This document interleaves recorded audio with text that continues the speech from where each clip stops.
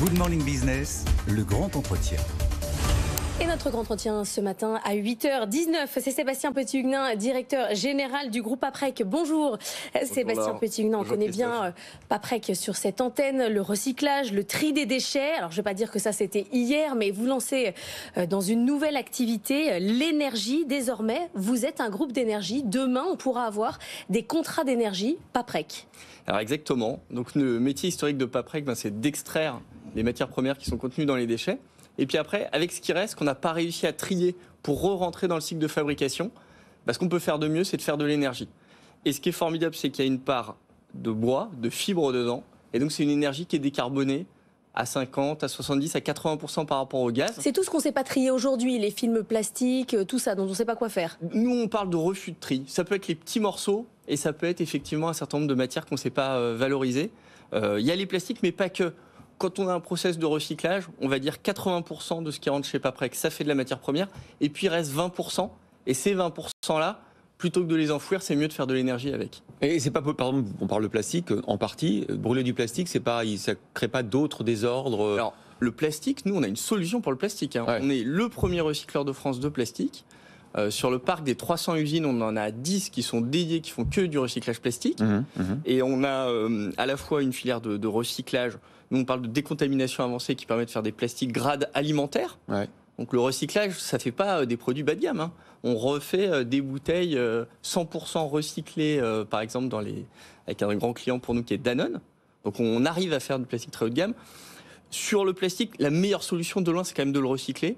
Et même quand on n'y arrive pas avec les moyens traditionnels, là on vient de prendre, ça faisait 10 ans qu'on essayait de développer le recyclage des films auxquels on n'arrivait pas avec nos méthodes traditionnelles. Et là on vient de gagner un appel d'offres dans lequel on s'est associé avec Total pour qu'ils recyclent chimiquement ces plastiques qu'on n'arrivait pas à recycler avec les usines. Justement, le fait de voir Total se mettre sur le recyclage des plastiques, ça c'est quand même nouveau, parce que dans toutes les filières matériaux, que ce soit le carton, l'acier, il existe un recyclage par les acteurs industriels. Dans le plastique, c'était pas le cas. Il y avait pas, et Total s'intéressait pas à ça. Désormais, tous les jours, il y a une annonce comme quoi il y a un pétrochimiste qui se lance dans le recyclage. C'est quand même un gros concurrent pour vous. Vous n'avez pas les mêmes armes. Alors, on n'a pas les mêmes armes et en même temps, il faut bien comprendre que nous, on est des spécialistes du recyclage. Et donc, je dirais, avec les conditions des gens chez Total, je ne suis pas sûr qu'ils puissent toujours être compétitifs en face de ce qui peut exister chez Paprec. Parce qu'on comprend bien que dans une usine de chimie, vous avez des coûts qui sont quand même extrêmement élevés. Nous, on est dans un métier dans lequel le service est important. Et donc, il faut imaginer qu'entre la technologie qu'on a, on est sur des solutions qui sont complémentaires. Eux, ils font des usines de très grande taille, qui sont plutôt dédiées effectivement à de la chimie.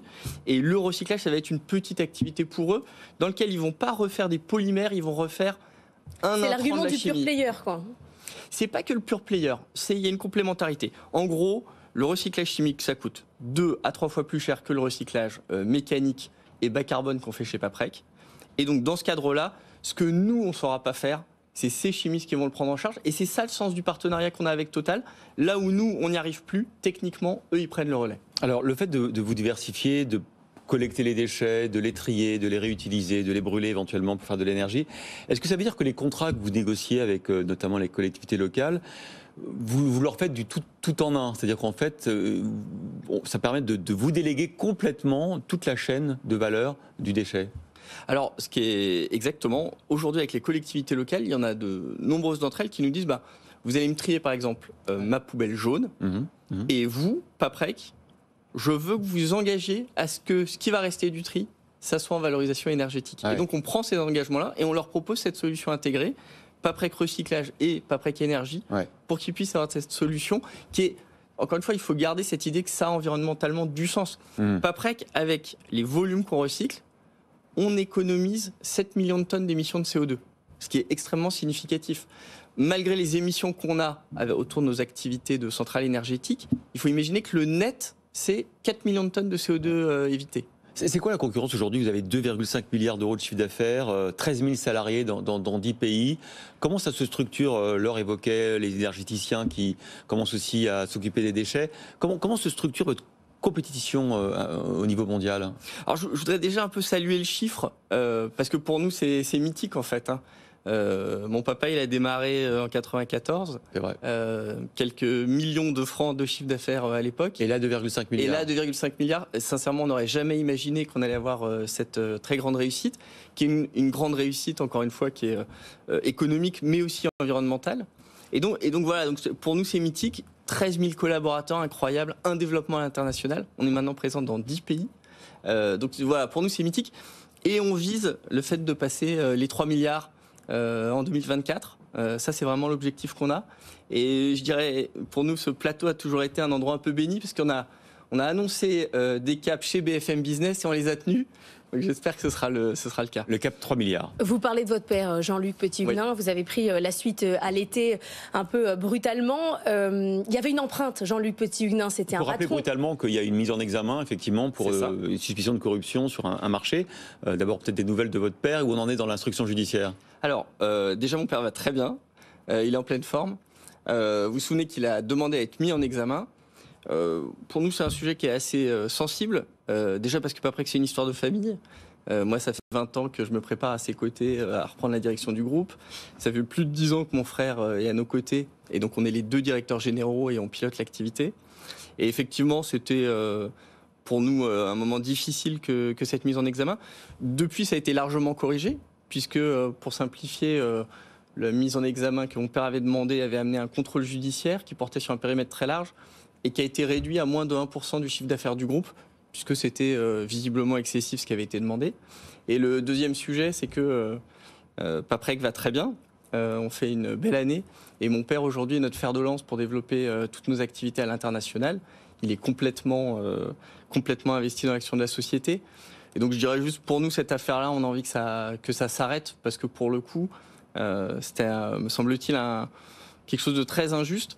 Je redis quand même, on parle du financement post-acquisition d'un marché dans l'Oise de 15 000 € à une association équestre qui fait un concours international de dressage qui est reconnu dans le monde entier. Mais qui était, la suspicion, c'est que c'était la femme du maire. C'est ça. Pour un marché de 70 millions d'euros, on a apporté 15 000 € à une association dont le financeur principal est un de nos grands concurrents. Et nous, on est un petit financeur. Donc, si c'est ça, vraiment, être dans des faits délictueux, je pense qu'il y a beaucoup de personnes qui vont être mises en examen dans les mois, les années qui viennent. Et je dirais, je crois qu'il y a un truc autour de Paprec qui est compliqué.